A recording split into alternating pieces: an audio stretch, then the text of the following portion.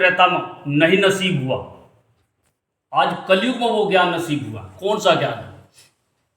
हमारे पास जितने भी है, जो भी हमारे सदस्यगण और हमारे, वो ज्ञान है जो शंकर विष्णु ब्रह्मा के पास था, कृष्ण के पास था, राम के पास था। कौन सा ज्ञान था उनके पास? आदि ज्ञान। मास्टर जी को पता, मनोज को, शेखर को और सभी को पता। आदि ज्ञान से हमारे जीवन में या सबके जीवन में उसी से कल्याण हो सकता है। अन्यथा कोई सा भी ज्ञान, कोई भी विधि, किसी की भी पूजा कर लो, कल्याण नहीं होगा। केवल आदि ज्ञान से। उसमें भी कहा सूरज चांद सितारों पर भी कल नाम ही छाया है, यानी कि वो उस इशारा किया जा रहा है कि वे भी जो उसी का गुणगान कर रहे। तो ये हमारे लिए कितनी सौभाग्य की। और ये ज्ञान जो हो विष्णु के पास रहा, ये सतयुग बोल रहे है ना। फिर ये ज्ञान राम के पास रहा, फिर कृष्ण के पास रहा। कलयुग में सत्य स्वामी सोदाई जी जो इधर है, ये सत्य स्वामी सोदाई जी कलयुग का जो विधान जो हमारे सत्य स्वामी सोदाई ने लिख रखा। ज्ञान से ही हमारा कर्म जो सुधार आदमी बनता है, उच्च बनता है। हमारी 500 रुपये दिहाड़ी के और एक दिन के 10,000 20,000 क्यों हो गए? कर्म के अनुसार। एक रिक्शा वाले को हम 1 रुपया 10 रुपये ले रहा ना, अगर वो 15 ले लो, लड़ पड़ेंगे है। अगर हम पटवारी को 1,000 रुपये दे देंगे, लोगों मेरा ध्यान रखिए, बस क्यों दे रहे हो? क्या न? तो वो ये ज्ञान है जो कलयुग का ज्ञान है, इस सही जीव का कल्याण होगा। आदि शक्ति का ये ज्ञान है, आदि आत्मा का ज्ञान।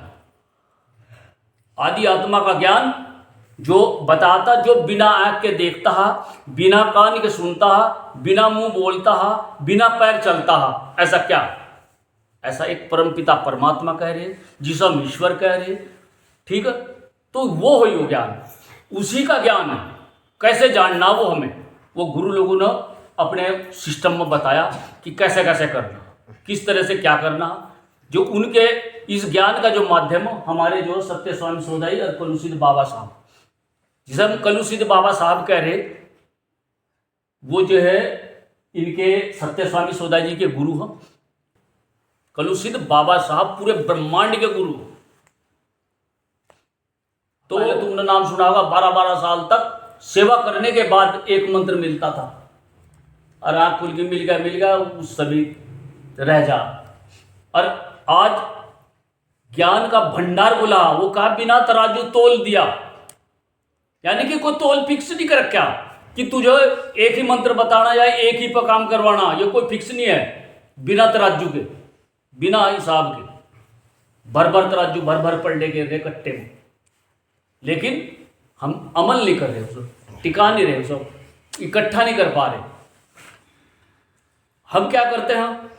बोझा सोच रहे, भार समझ रहे। इस ज्ञान के अंदर अपनी जिज्ञासा बढ़ाओ, उसके अंदर हमारी प्रेम प्यार स्रोत खुलना चाहिए हमारा। एक टाइम ऐसा होगा, जो फिलहाल जो दौर चल रहा, जिस समय कोई इलेक्शन होता है और उस दौर में जिसका जो सदस्य होता है वही जा जीत, तो वो क्या करेगा? जो जीतता होगा वो अपने ही बंदों को कोशिश करेगा लाभ देने की, यानी कि ज़्यादा से ज़्यादा लाभ मेरे बंदे जो मेरे साथ खड़े थे मुसीबत में, मैं उन्हें दूँ। तो कलयुग के समय में जो बढ़िया करके मेहनत करेगा न, और अपने आप को सिद्ध कर देगा, और अंदर हलचल करके अंदर का तेज जगा देगा। लेकिन हम तेजी नहीं जगाते, हम अपने अंदर का तेज को, अपने अंदर के अंधकार को खोलना, उसे जो हो बंद करके रखा, दबा रहो, उसे निकालने की कोशिश नहीं करते।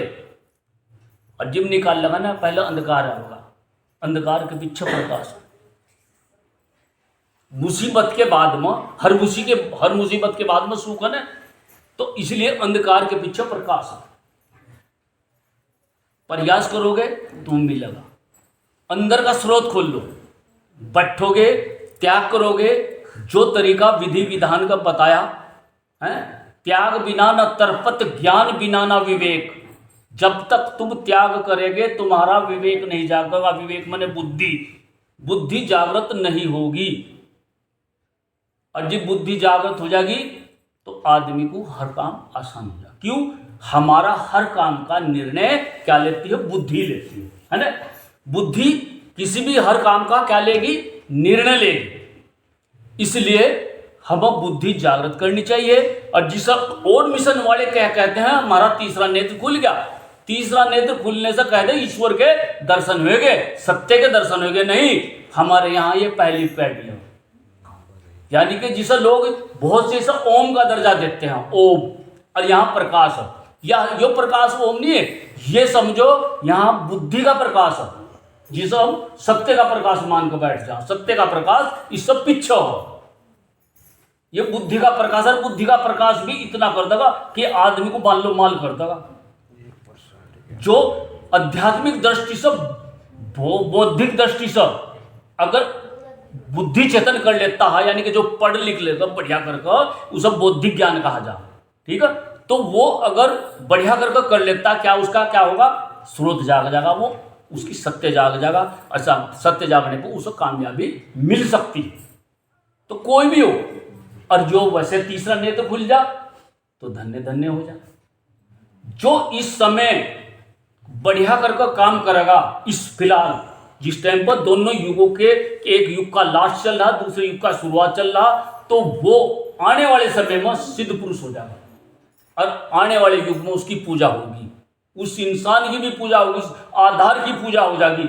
लेकिन एक बार सिद्ध हो जाओ, सिद्ध हो जाओ तो वो कि तुम भी स्रोत खोल लो अपने अंदर का, त्याग करो बढ़िया करके। प्यार प्रेम रहना चाहिए हमारे अंदर। ईर्षा द्वेष बिल्कुल खत्म कर दो। क्यों? ईर्षा जब तक हमारे अंदर रहेगी तब तक हमारा कुछ ना कुछ उथल पुथल करती रहेगी। इबने करेगी वह फेर करेगी। इसलिए सब ईर्षा को निकाल दो। वो कहा, उसमें कहा नफरत करने को प्रतिबंध लगाना, और जहां प्यार होगा वहां अमृत होगा। तो मेरे कहने का मतलब यही भाई कि प्यार बरसाओ, प्यार से स्रोत खुलता है। तो ज़्यादा ना कहकर, क्योंकि ठंड का टाइम हो रहा, हर आदमी रिजाई की तरफ को भागने की कोशिश कर रहा होगा, तो मैं यहीं पर विराम देता हूँ। सतगुरु महाराज की जय, सतगुरु महाराज की जय, सत्य स्वामी सौदाई जी की जय, सत्य स्वामी सौदाई जी की जय, कलयुग महाराज की जय, कलयुग महाराज की जय, बाबा साहब की जय, बाबा साहब की जय। सत्य सत्य अमर है, अमर रहेगा, कह सौदाई दुनिया वालों से।